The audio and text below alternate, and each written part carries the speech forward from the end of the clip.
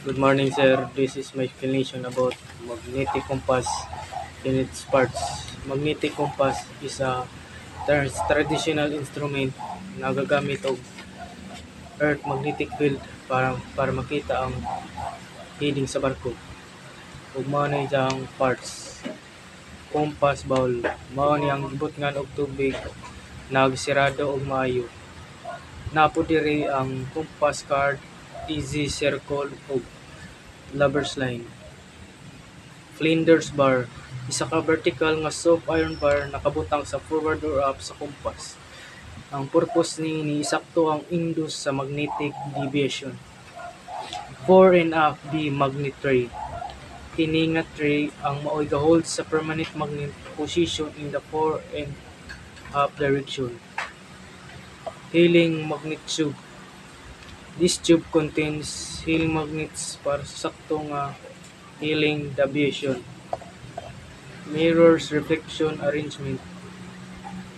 Kani nga system typically involve og mirrors or prism para ialaw ang compass card para makita remotely gikan sa laing location.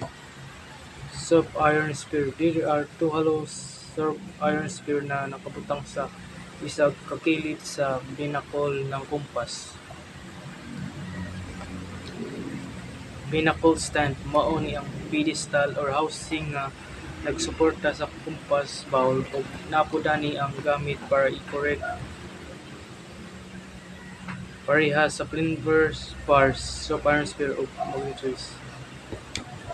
Arc shape magnet tracy, pareha ra ni sa fore and aft tray na nagawid sa permanent magnets nakabutang sa arc wire shape direction across the ship's halapdon.